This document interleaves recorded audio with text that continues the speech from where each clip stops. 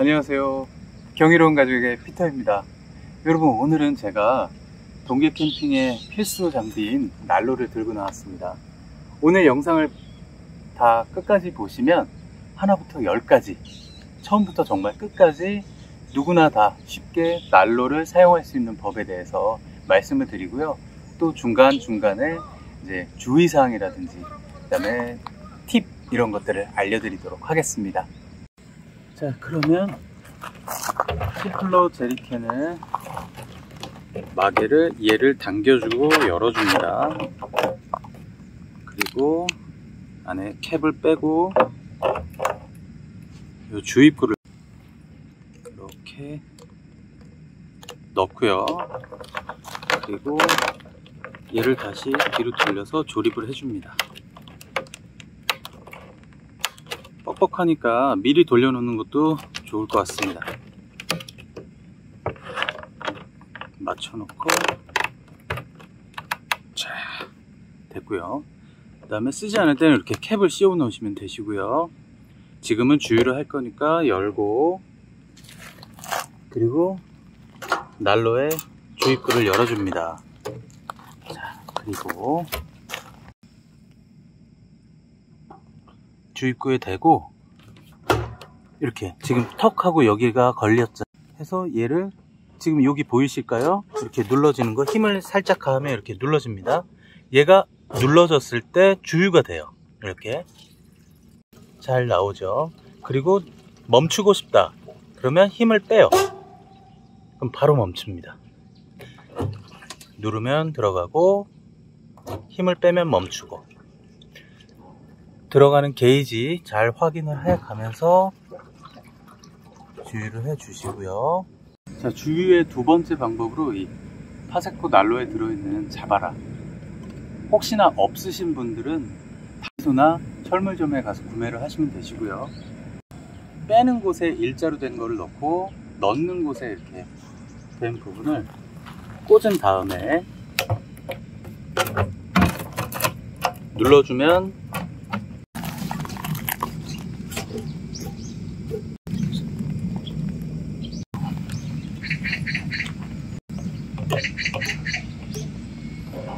자, 이제 두 번째로는 주유 후에 심지가 충분히 젖어들 수 있도록 최소 30분에서 1시간 가량을 그냥 이대로 두시면 돼요. 그럼 그게 심지 적식이 됩니다. 자, 이제 세 번째로 점화를 해보도록 하겠습니다. 점화하는 방법은 두 가지가 있습니다. 하나는 이 레버를 이용한 자동 점화, 두 번째는 이 문을 열고 이 안에다가 불꽃을 넣어주는 수동 점화, 이렇게 되는데요. 우선 점화를 하시기 전에 이 난로를 들고 이동을 했으니까 항상 먼저 열어서 연통을 좌우로 한 두어 번 정도 해놓고 점화를 하셔야 그을음이 덜하다고 해요. 자동 점화 방법을 보여드리도록 할게요. 레버를 끝까지 돌려놓고, 그래서 심지가 맨 위까지 올려놓고 점화 버튼을 한 3초 정도, 그래서 안에 불이 붙었는지 창으로 확인을 하셔서 바로 놓으시면 됩니다. 네, 점화가 잘 이루어졌습니다. 이제 수동 점화를 보여드릴게요. 수동 점화는 자동 점화할 때 사용하는 배터리가 다 돼서 자동 점화가 이루어지지 않을 때 수동 점화를 하게 됩니다. 똑같이 레버를 끝까지 돌리고 문을 열고 연통을 들어 올려서 직접 불을 붙인 다음에 내리고 두어 번 정도 해서 문을 닫아 주겠습니다.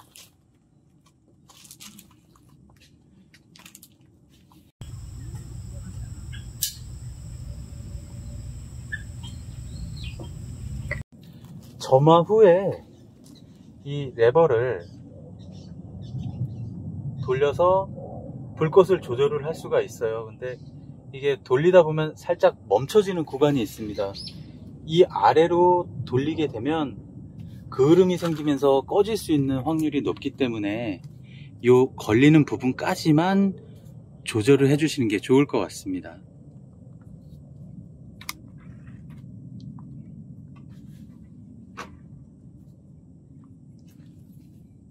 네, 점화가 잘 돼서 그을음 없이 지금 잘 불이 붙어 있는 모습을 볼 수 있습니다. 자, 소화 같은 경우는 자동 소화로 보여드리도록 하겠습니다. 얘를 누르게 되면 바로 이렇게 꺼지게 되고요. 그래서 얘도 다 돌아가 있는 상태가 되고요. 비가 오지 않은 환경에서는 소화를 한 다음에는 텐트 밖으로 내놓으시는 게 냄새가 나지 않고 좋을 것 같습니다. 난로 사용을 다 한 후에 이제 철수하는 날 남아있는 등유를 등유통으로 옮겨 놓고, 그래도 남아있는 이제 잔유를 다시 점화를 시켜서 그거를 다 태워 주시는 거예요. 그게 이제 소위 말하는 심지 청소라고 하고요. 그래서 1시간 정도는 시간이 걸리기 때문에 이 텐트를 접으시기 전에 점화를 시켜서 태우시면서 이제 텐트를 접어 주시면 됩니다.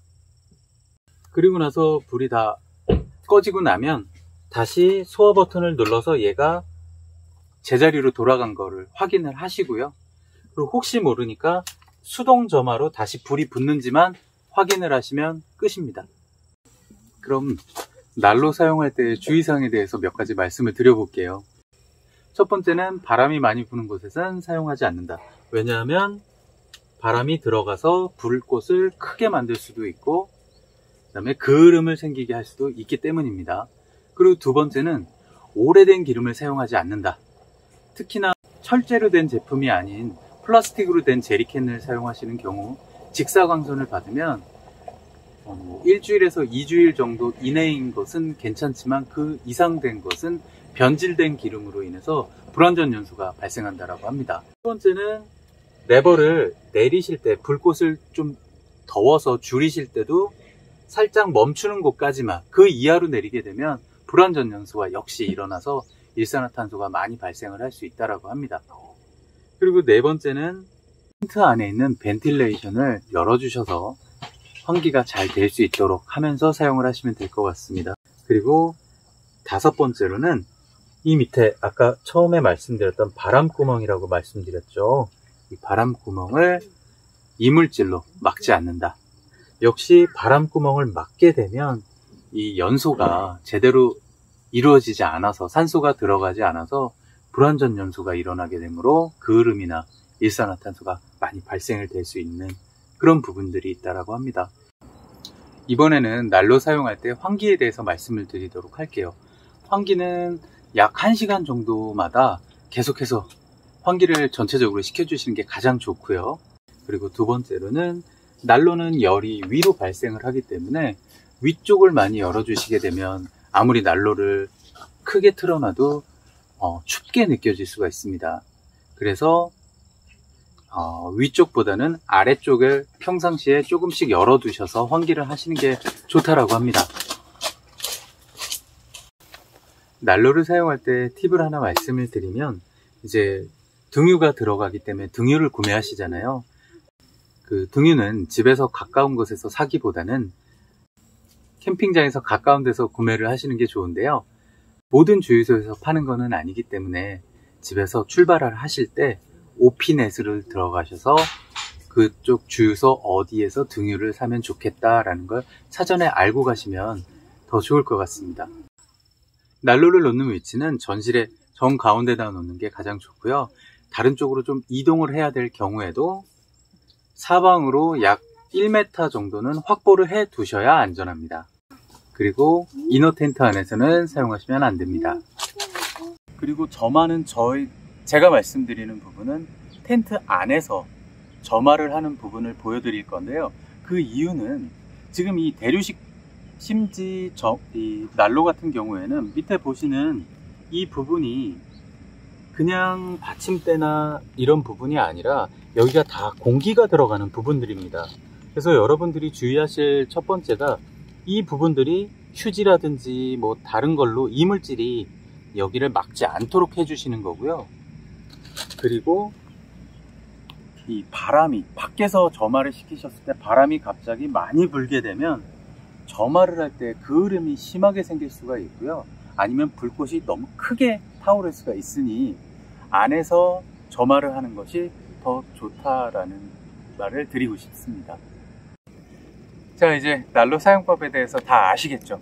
그리고 말씀드린 환기도 꼭 잘 해주시고요. 같이 따뜻하고 안전한 겨울 동계 캠핑이 되셨으면 좋겠습니다. 감사합니다. 아 참, 구독과 좋아요, 알람 설정까지 부탁드립니다. 감사합니다.